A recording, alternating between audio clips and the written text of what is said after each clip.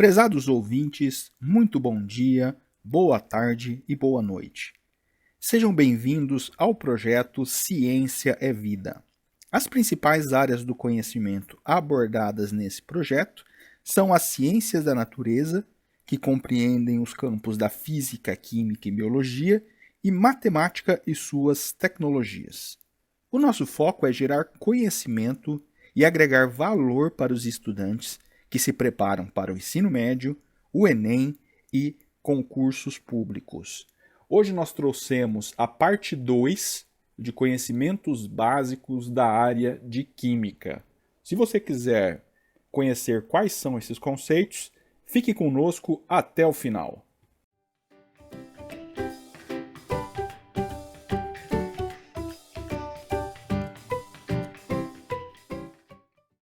Muito bem, na parte 1 deste conteúdo, nós abordamos o que se estuda na disciplina de Química, abordamos também a compreensão do que é a matéria e os seus estados, estudamos as transformações da matéria, inclusive a forma gráfica, abordamos também as leis de conservação da massa e das proporções constantes e também compreendemos as características dos sistemas aberto, fechado e isolado.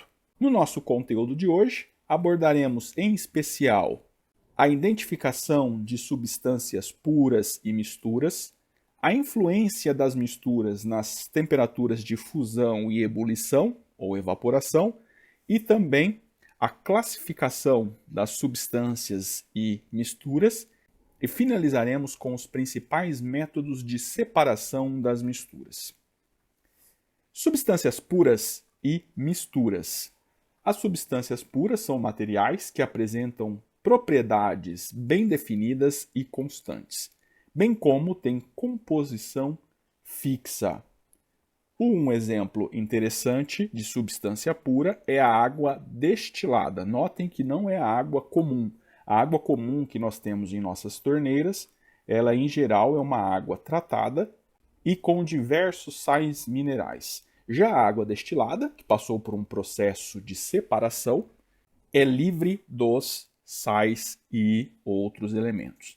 E observem que, independente da origem dessa água destilada, ou seja, se ela foi destilada no Brasil ou em outro país, ela vai apresentar exatamente as mesmas características por ser uma substância pura.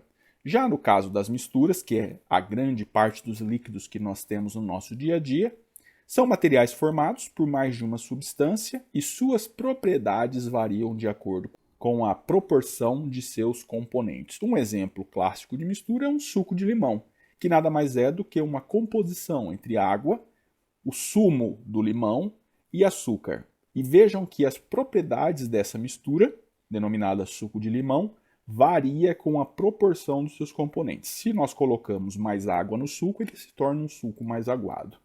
Se nós colocamos mais açúcar no suco, ele se torna um suco mais doce.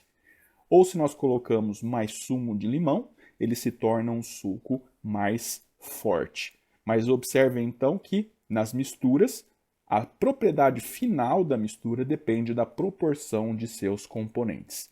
Vamos agora analisar, do ponto de vista gráfico, o efeito dos componentes da mistura na curva característica do material. Em uma substância pura, nós temos um gráfico bem definido, com patamares de fusão e evaporação constantes. Então, um material passa do estado sólido para o líquido e para o gasoso, com faixas de fusão e evaporação muito bem definidos. Já nas misturas, nós não temos mais patamares de fusão e de evaporação constantes, e sim com começo e com fim. E isso é decorrente da proporção de cada um dos elementos da mistura. Então observem que nós temos não mais uma temperatura de fusão e uma temperatura de ebulição ou evaporação, e passamos a ter sim uma faixa de fusão e uma faixa de temperatura de evaporação ou ebulição. Então esse é o principal efeito das misturas sobre a característica da substância pura ou da mistura. Existem alguns casos especiais, então nós temos algumas misturas cuja temperatura de evaporação e ebulição é constante. Nesse caso, nós chamamos essa mistura de azeotrópica. E quando nós temos misturas cuja temperatura de fusão é constante, nós chamamos então essas misturas de misturas eutéticas. Azeotrópicas quando a temperatura de ebulição é constante e eutética quando a temperatura de fusão é constante. Vamos então agora analisar a classificação tanto das substâncias como das misturas. As substâncias podem ser classificadas como substâncias compostas e substâncias simples. Nas substâncias compostas, os materiais podem ser decompostos em duas ou mais substâncias, e para isso eu utilizo energia externa. Quando essa quebra ocorre por energia térmica, nós chamamos a quebra de pirólise. O ólise é sinônimo de quebra. Quando essa quebra ocorre por energia elétrica, nós chamamos de eletrólise. E quando ela ocorre por energia luminosa, nós chamamos de fotólise. Exemplo de substâncias compostas que podem ser decompostas em pelo menos dois elementos é o sal, que pode ser decomposto em sódio e potássio, e a água comum, essa água que nós recebemos em nossas casas, que ela pode ser decomposta em elementos como o oxigênio e o hidrogênio.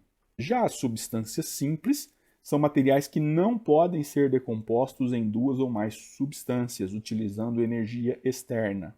Exemplo, o próprio gás hélio e o gás oxigênio. E esse tipo de material não pode ser decomposto em substâncias mais simples. Já no caso das misturas, nós temos misturas homogêneas e misturas heterogêneas. As misturas homogêneas são aquelas que apresentam apenas uma única fase, como por exemplo um refrigerante. Quando você olha o refrigerante a olho nu, você só percebe uma única fase do próprio líquido, diferentemente das misturas heterogêneas, no qual, quando você observa essa mistura, ela apresenta mais de uma fase, como por exemplo uma água com gelo. Então você tem a água líquida e a água no estado sólido, então você tem duas fases bem formadas, e essa mistura a gente pode classificá-la como sendo uma mistura ou a água com óleo, também uma mistura heterogênea, uma vez que é possível identificar tanto a água quanto o óleo. Agora abordaremos os métodos de separação de misturas. Quando nós observamos os líquidos em nossa vida diária, nós observamos que a grande parte dos líquidos nada mais são do que misturas e podem ser separadas com base nas propriedades dos componentes da mistura. Então, em geral, no nosso dia a dia, nós encontramos líquidos que nada mais são do que misturas de um líquido com outro ou de um líquido com uma fase sólida. E existem métodos de separação dessas misturas com base nas propriedades de cada um dos materiais da mistura. Os principais métodos de separação de misturas são a filtração comum, decantação, sifonação, centrifugação, separação magnética e destilações simples e fracionada. A primeira delas é o método de filtração comum, e ele separa os componentes da mistura com base no tamanho das partículas e também pela ação da gravidade. E o caso mais clássico de filtração comum é o nosso café coado.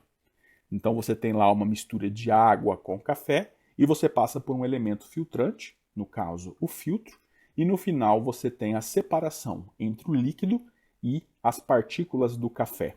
O segundo método é o método de decantação, que separa os componentes da mistura com base na baixa solubilidade dos componentes, imiscibilidade, ou seja, que eles não se misturam, e também na diferença de densidade. O método de decantação nada mais é do que você deixar aquela mistura parada, em repouso, e aguardar com que naturalmente ocorra a separação entre as fases. Se nós temos, por exemplo, água e óleo, e se nós deixarmos essa água e esse óleo em repouso, descansando, decantando, logo depois de um certo intervalo de tempo, nós vamos ter a separação entre a água e o óleo. Nesse caso é porque eles não são miscíveis, não se misturam. No caso de água com pedras, como por exemplo em um aquário, Após um determinado tempo de repouso, as pedras vão se separar, vão se depositar no fundo, formando um corpo de fundo na água, e assim será possível tirar a água sem as pedras. Então esse é um método de decantação. E ele é amplamente utilizado, em especial em sistemas de tratamento de água. O terceiro método, método de sifonação. Esse método ele se baseia na baixa solubilidade entre os materiais e na diferença de densidade entre eles. E a gente utiliza um frasco na forma de S, por isso de sifão. Exemplos clássicos de separação por sifonação ocorrem no sifão da pia da cozinha e na pia do banheiro. E peças como o sifão têm em geral a forma de S. E quando a água com rejeitos e com sujeira passa por esse sifão, em geral a sujeira se deposita em uma das partes do sifão. E assim no final nós temos apenas a água sem essa sujeira chegando até o final do sifão. Já o quarto método é o método de centrifugação, e é um método de separação de misturas que utiliza a rotação de um frasco, uma vez que acelera-se o processo de sedimentação de componentes com diferentes densidades. Se usa muito esse método de centrifugação para a separação dos componentes do sangue. Ou seja, se eu quero separar as hemácias, as plaquetas e o plasma do sangue, em geral utiliza-se um método de centrifugação para separar os elementos do sangue. Um outro exemplo bem comum do método de centrifugação são aquelas centrífugas de plástico para secar salada. Então, é possível separar a água da salada utilizando a rotação de uma das partes internas do recipiente, que funciona como uma centrífuga. O quinto método, que é um método da separação magnética, que consiste na utilização de um elemento magnético ou de um material imantável, como o caso do ferro. Materiais imantáveis são aqueles que não são magnéticos normalmente, mas que na presença de um campo magnético, eles também se tornam magnéticos. Então utiliza-se campos magnéticos externos para atrair o material magnético ou imantável. Essa é uma técnica muito utilizada em laboratórios e também em sistemas de mineração. Ou seja, utiliza-se campos magnéticos para atrair as partículas magnéticas e retirá-las de um meio específico. Já o sexto método é um método de destilação simples, que é um método utilizado para separar um líquido de um sólido não volátil. A separação ocorre por meio do aquecimento da mistura e consequente evaporação do líquido. O vapor é conduzido a um condensador e transformado em líquido novamente. Exemplos clássicos da destilação simples é a própria água destilada, ou seja, você separa a água dos sais e de qualquer outro elemento, utilizando esse método de destilação, e também a cachaça. Ela é, em geral, produzida por meio de destilação simples. Aqui nós temos uma representação desse sistema. A primeira parte é a parte de aquecimento do líquido, onde se aquece o líquido. A segunda parte é o condensador, no qual esse vapor que saiu da primeira parte, ele é recondensado, ou seja, ele sai do estado gasoso e volta para o estado líquido. E a parte final é a parte onde eu capto esse líquido resultante. Finalizando então com o sétimo método, que é o de destilação fracionada. Como na destilação simples, esse método baseia-se na separação de substâncias ou líquidos com diferentes temperaturas de ebulição. Esse método é muito conhecido no setor de petróleo e gás, e lembrando que o petróleo é uma mistura de diversas substâncias, conhecidas como hidrocarbonetos. Hidrocarbonetos são cadeias de carbono e que têm diferentes tamanhos. Quanto mais carbonos, maior é a cadeia do hidrocarboneto. E o petróleo ele é uma composição de gasolina, querosene, óleo diesel, lubrificantes, pitch, esse mesmo que nós utilizamos nas ruas, e outros. A única diferença aqui na destilação fracionada, nós temos um condensador que ele não tem apenas uma saída de líquido, ele tem diferentes saídas de líquido, sendo que em cada saída de líquido nós temos a saída de diferentes componentes. No primeiro sai, por exemplo, a gasolina, no segundo o querosene, no terceiro o óleo diesel, no quarto o lubrificante e no último o piche. Então essa é a diferença entre a destilação simples, no qual eu tenho um condensador simples, e a fracionada, no qual eu tenho um condensador com diferentes saídas. Cada saída é dedicada a um componente específico da mistura.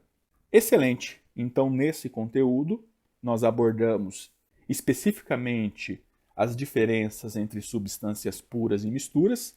Também estudamos a influência das misturas nas temperaturas de fusão e ebulição. Aprendemos a classificar as substâncias e as misturas. E finalizamos conhecendo os principais métodos de separação das misturas. E assim, finalizamos mais este conteúdo com o desejo de termos agregado valor para você e termos contribuído para a democratização do acesso à educação. Nos vemos em breve. Até a próxima!